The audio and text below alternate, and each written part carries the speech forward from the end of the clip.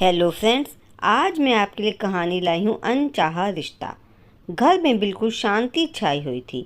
बाबूजी सोफे पर चुप बैठे थे। अभी अभी मेहमान आकर गए थे, इसलिए करुणा जी लिविंग रूम से नाश्ते की ट्रे वापस किचन में लेकर जा रही थी।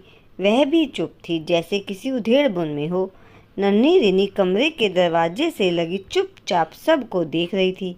उसकी माँ कविता कमरे में बिस्तर पर औंधे मुंह पड़ी बस रोए जा रही थी। थोड़ी देर बाद करुणा जी कमरे में गई। देख कविता, रोने से क्या होगा? थोड़ा तो सोचो, तुम्हारे भविष्य का सवाल है। माँ की यह बात सुनकर भी कविता ने रोना जारी रखा। तब करुणा जी ने उसके सर पर हाथ फेर कर कहा, बेटा, हम तुम्हारे दुश्मन नहीं है, हमारी भी मजबूरी समझो। हम इतने सक्षम नहीं हैं कि तुम्हारा और रिनी दोनों का खर्च उठा सकें, वह भी आजीवन। तुम भी इतनी काबिल नहीं हो कि अपनी और रिनी दोनों के लिए कुछ कमा सको। खर्च की बात अगर छोड़ भी दी जाए तो भी इतनी लंबी उम्र अकेले काटना आसान नहीं है। माँ की बातें सुन कविता उठकर बैठ गई। अपने आंसू पोंछते हुए बोली, मम्मी, लेकिन मेरी रिनी, उसका क्या? कहते कहते वह फूट कर रोने लगी। चुप हो जाओ, तुम्हें रोता देख मुझे भी तकलीफ होती है। जैसे तुझे अपनी बेटी के भविष्य की चिंता है, मुझे मेरी बेटी के भविष्य की चिंता है, करुणा जी ने कहा। लेकिन मम्मी, जो लोग मुझे इस शर्त पर अपना रहे हों कि मैं अपनी बेटी को यहीं छोड़कर उन्हें अपना लूं, तो ऐसे परिवार से अपना रिश्ता मैं कैसे जोड़ सकती हूँ? रिनी कौन सा सड़क पर रहेगी? अपनी नानी के पास रहेगी, मैं रखूँगी उसका ख्याल।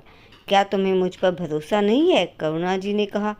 बाहर खड़ी 4 वर्षीय रिनी अपनी नानी और माँ को बातें करते हुए देख रही थी, लेकिन वह यह नहीं जानती थी कि उसके भविष्य का बहुत बड़ा फैसला उस पर थोपा जाने वाला है। वह अबोध बच्ची बस टकटकी लगाए अपनी माँ को देख रही थी। माहौल गमगीन है, यह तो वह भी समझ रही थी। वैसे भी जब से उसके पिता अमोल इस दुनिया को छोड़कर गए हैं, उसने अपनी माँ को रोते ही देखा है। कविता के पति अमोल के कैंसर से असमय दुनिया छोड़कर चले जाने से वह और रिनी दोनों बेसहारा हो गए थे। ससुराल में सास ससुर नहीं थे, सो जेठ जेठानी ने भी अपने हाथ खड़े कर दिए। कविता भी ज़्यादा पढ़ी लिखी नहीं थी, इसलिए अपना खर्च उठाने योग्य नहीं थी। माता पिता से बेटी का दुख देखा नहीं गया, इसलिए अपने घर ले आए। एक भाई है, वह भी प्राइवेट कंपनी में मामूली तनख्वाह पर काम करता है। हाँ, घर उनका अपना था, इसलिए चल जाता था। लेकिन करुणा जी को चिंता थी कि आगे जब परिस्थितियां बदलेंगी और बेटे का अपना परिवार हो जाएगा तो कहीं कविता को ही मुश्किलों का सामना न करना पड़े। फिर अभी 24 वर्ष की ही तो थी कविता, उसके आगे पूरी जिंदगी पड़ी है। वह क्यों ऐसा बेरंग जीवन जिए? यही सब सोचकर उन्होंने कविता की दूसरी शादी करने का निर्णय किया। बड़ी मुश्किल से कविता को इसके लिए मनाया गया था। आज लड़के वाले रिश्ते की बात करने ही आए थे। लड़के समर की भी पहले शादी टूट चुकी थी। वह एक तलाकशुदा था, लेकिन उसकी कोई संतान नहीं थी। उसके पास धन संपत्ति की कोई कमी नहीं, पढ़ा लिखा और अच्छी जॉब करता था। लड़के वालों को कविता भी पसंद आ गई थी, लेकिन रिनी को स्वीकारने के लिए समर तैयार नहीं हुआ। उसने शर्त रख दी कि वह कविता को तो अपना लेगा, लेकिन रिनी को नहीं। घर वालों की जिद के आगे कविता एक बार फिर से झुक गई और समर के साथ शादी के लिए तैयार हो गई। पहली बार जब वह विदा हुई थी तो उसका मायका छूटने का दुख तो था, लेकिन नए संसार को बसाने के सपने भी उसकी आंखों में थे। तब बस एक अनजाना सा भय था, लेकिन इस बार सिर्फ पीड़ा ही थी। एक असहनीय दर्द था उसकी आंखों में। बेटी को छोड़ना माता पिता को छोड़ने से बिल्कुल अलग अनुभव था। विदाई के बाद कविता अपने नए घर में थी। सिंदूर, काजल, बिंदिया, गहने, जो सब कुछ उससे छूटा था उसे सब वापस मिल गया था। बस छूट गई थी तो रिनी। नन्ही रिनी भी तो माँ के जाने से उदास हुई होगी।